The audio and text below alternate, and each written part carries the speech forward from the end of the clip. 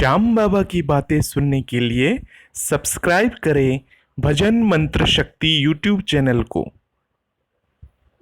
ये तो देखिए चमेली का इत्र है और ये चमेली का इत्र है और ये गुलाब का इत्र है। तो गुलाब, चमेली और इसके अलावा रजनीगंधा और भी तरह तरह की इत्र आती हैं। फूलों की खुशबू वाले इत्र आते हैं जो बाबा श्याम को चढ़ाना चाहिए। अब ऐसा नहीं है कि जब आप इत्र लेते तो खुद ही सूंघ के देख रहे हैं कि ये इत्र में खुशबू है या नहीं है। ऐसा कतई भूल से भी मत करिएगा। बाल भी बांका वो ना कर पाते, कभी दोबारा नजर भी ना आते। संकट आने से पहले, संकट आने से पहले शाम आता है।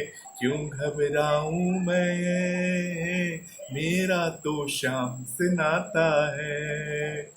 क्यों घबराऊं मैं, मेरा तो शाम से नाता है। क्यों घबराता है तू, तेरा तो शाम से नाता है। क्यों घबराता है तू, तेरा तो शाम से नाता है। आप सभी श्याम प्रेमियों को जय श्री श्याम। श्याम प्रेमियों, आप बाबा श्याम के मंदिर जाते हो, खाटू धाम जाते हो और बाबा श्याम के मंदिर में जाकर बाबा से अर्जी लगाते हो, अरदास लगाते हो। बाबा को प्रसन्न करने के लिए हम क्या क्या नहीं करते हैं ताकि बाबा हमसे इतना प्रसन्न हो जाए, इतना प्रसन्न हो जाए कि बाबा बस अपनी कृपा हम पे जैसे बोले वैसे कर दें। बस हम यही चाहते हैं कि बाबा श्याम के मंदिर जाने पर बाबा की कृपा के पात्र हम बन जाएं। परंतु कृपा के पात्र कैसे बनेंगे हम भूलवंश, अनजानवश बहुत सारी ऐसी भूल कर देते हैं जिससे बाबा श्याम की कृपा हम पे नहीं हो पाती है। तो हम बाबा श्याम के मंदिर में जाते हैं, हम अपने तरीके से भोग प्रसाद और न जाने क्या क्या बाबा के लिए करने के लिए सोचते हैं, परंतु वही कर पाते हैं जो हमें याद रहता है। क्योंकि बाबा के दरबार में जब हम पहली बार जाते हैं वो बाबा को जब हम देखते हैं तो सब कुछ हम भूल जाते हैं कि हमें करना क्या था। परंतु फिर भी अपनी तरफ से हम घर से बना हुआ भोग बाबा के लिए लेके जाते हैं और भी बहुत सारी चीज़ें हैं जिससे हम बाबा को प्रसन्न कर सकते हैं। तो आज मैं आपको बताने वाला हूँ, अगर आप खाटू धाम जाते हो, अपने परिवार के साथ जाते हो, तो वहाँ अगर आपको बाबा श्याम को चढ़ा हुआ फूल, यानी कि बाबा श्याम को जो फूल चढ़ाया जाता है वहाँ पे बाबा श्याम के मंदिर में श्याम प्रेमियों द्वारा फूल चढ़ाया जाता है, गुलाब की फूल चढ़ाए जाते हैं, या आपने भी कभी न कभी बाबा श्याम को फूल चढ़ाया होगा, गुलाब का फूल चढ़ाया होगा। तो जो फूल आपके द्वारा बाबा श्याम को चढ़ाया जाता है वो बाबा श्याम को अर्पण हो जाता है। अर्पण होने के बाद क्या होता है कि वही फूल माला पुजारी जी महाराज के द्वारा आप लोगों को दे दी जाती है। हालांकि आपने वो फूल उनसे, पुजारी जी से मांगा नहीं था, परंतु अगर आपको बिना मांगे अगर बाबा का पुष्प यानी बाबा का चढ़ा हुआ पुष्प आपको मिल जाता है तो आप अपने आप को बहुत भाग्यवान समझिए, मतलब बहुत लकी समझिए कि आपको बाबा का चढ़ा हुआ फूल आपको मिल गया, वो भी बिना मांगे। अगर आप मांग के लेते हैं तो वो दूसरी बात होती है, परंतु मंदिर में जाने के बाद आप अपने घर के पास के नजदीकी श्याम मंदिर में चले जाइए। मैं ऐसा नहीं है कि खाटू धाम जाने की, खाटू धाम में तो बाबा के दूर से दर्शन होते हैं, बाबा श्याम के दूर से दर्शन होते हैं, फिर भी कई भक्तजन फूल पीछे से फेंकते हैं या कहीं से भी फेंकते हैं। अगर मान लीजिए वो फूल बाबा को ना जाके आपके ऊपर गिरा या कैसे भी गिरा तो बाबा श्याम का आशीर्वाद आप उसे मानिए, बाबा श्याम की कृपा उसे मानिए। परंतु देखिए, बाबा श्याम को फूल कभी फेंक के नहीं चढ़ाना चाहिए। बहुत सारे श्याम प्रेमी क्या करते हैं, बाबा को ऐसे करके फूल फेंक के चढ़ाते हैं।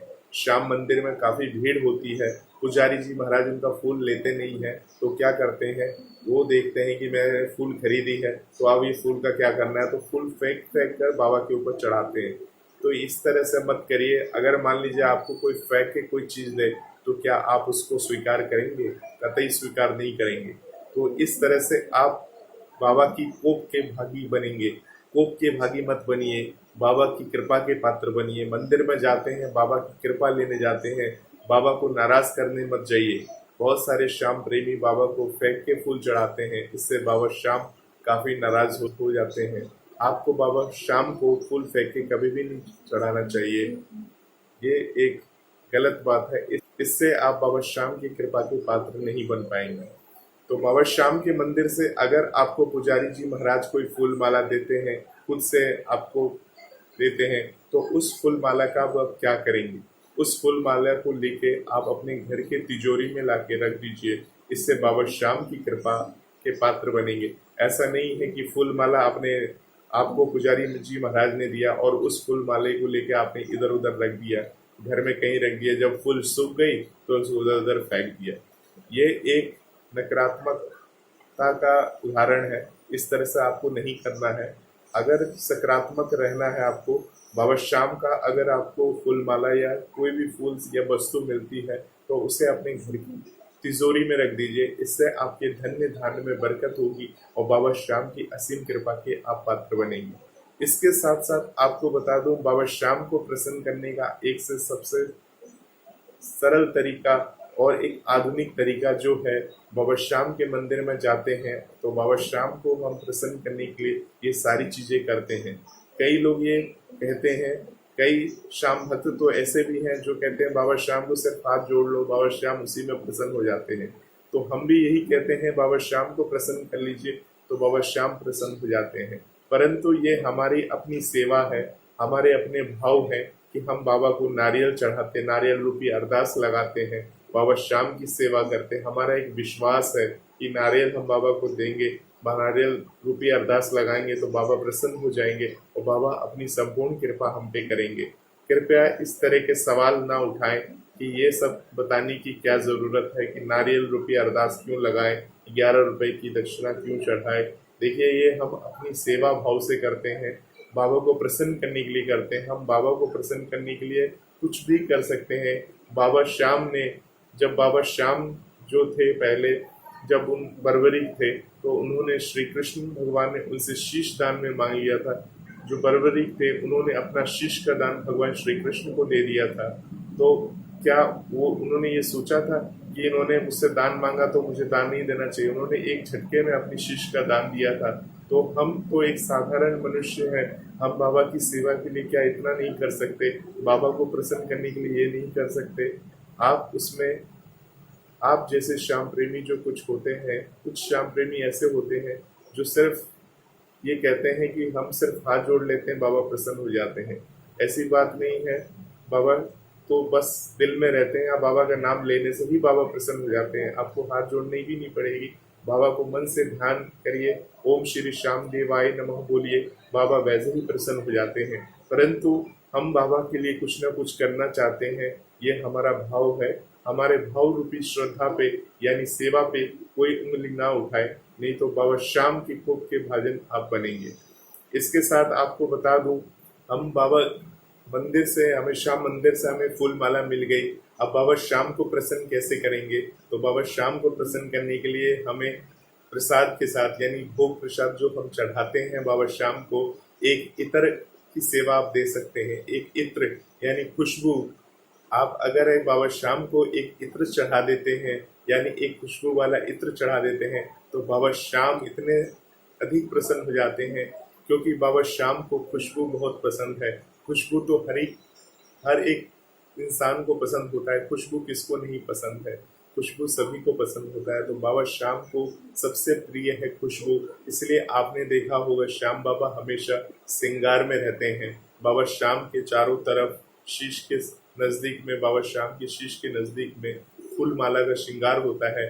उसमें तरह तरह के फूल होते हैं जो श्याम बगीची से और जगह जगह से मंगाए जाते हैं, देश विदेशों से फूल मंगाए जाते हैं और उससे बाबा श्याम का श्रृंगार किया जाता है। वो सारे फूल सुगंधित होते हैं, खुशबूदार होते हैं, जो बाबा श्याम के समीप रखे जाते हैं। इसके साथ साथ बाबा श्याम की सेवा तो ये इस तरह से आप कर ही सकते हैं। तो इस तरह से बाबा श्याम को फूलों का श्रृंगार किया जाता है, बाबा को खुशबू अर्पण किया जाता है। तो बाबा श्याम को सिर्फ इत्र चढ़ा दीजिए। कौन सा इत्र चढ़ाएंगे जिससे बाबा अत्यधिक प्रसन्न होते हैं? आप गुलाब का इत्र चढ़ा सकते हैं। मैं आपको दिखा देता हूँ। जैसे मेरे पास ये देखिए, ये गुलाब का इत्र है। ये इस तरह से गुलाब का इत्र होता है। ऐसा नहीं है कि आपको जो ये इत्र है, देखिए मैं आपको दिखा दूँ, ये गुलाब का इत्र है।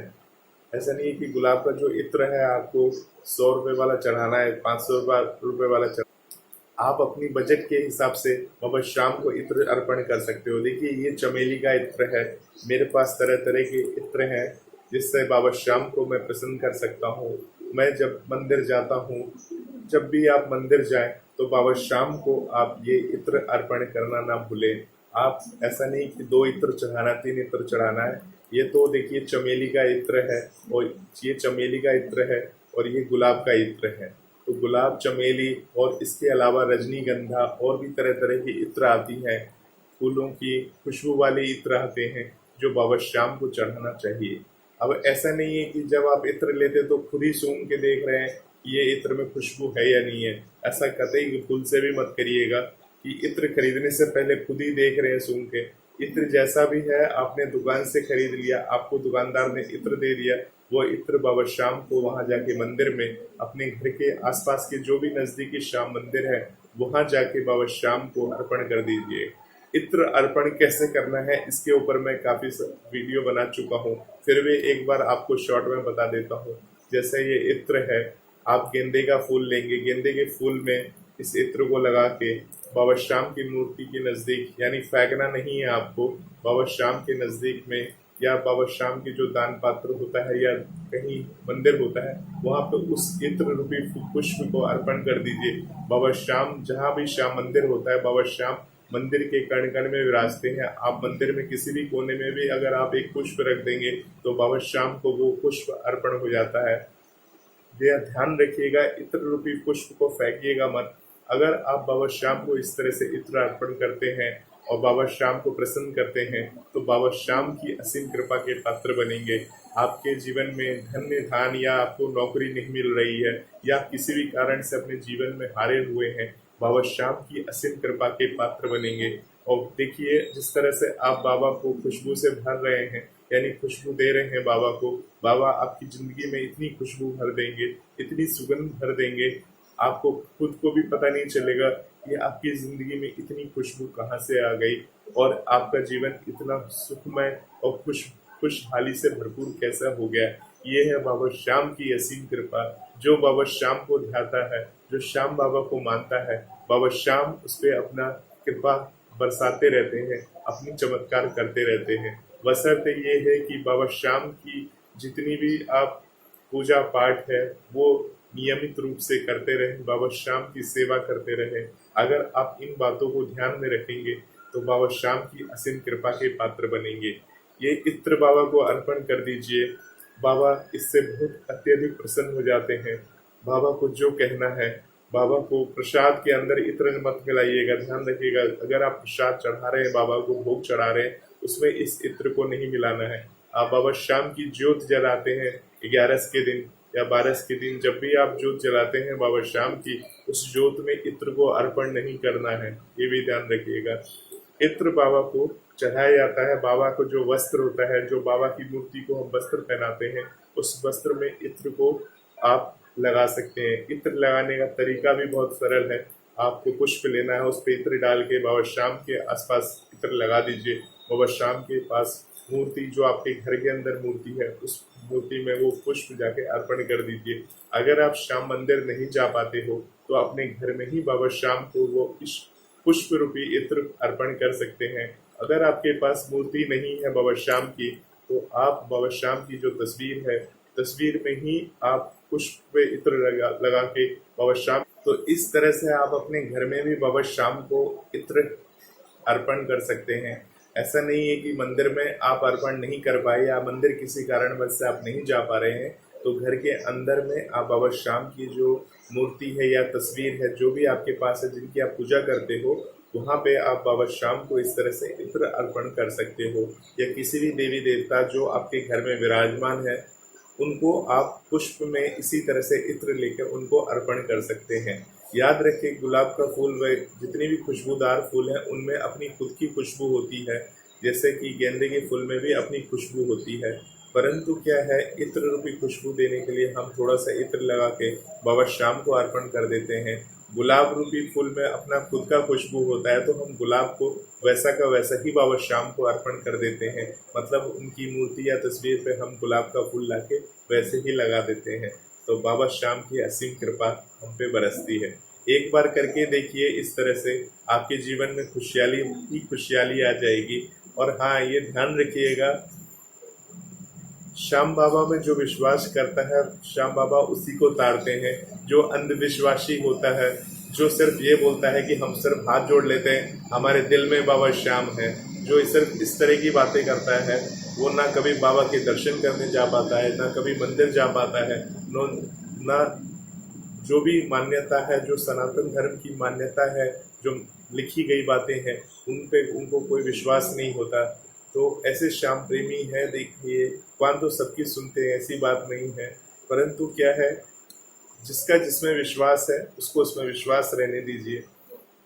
तो बाबा श्याम की इस तरह से आप सेवा करते रहिए, बस बाबा आपके जीवन में खुशियों से आपको भर देंगे।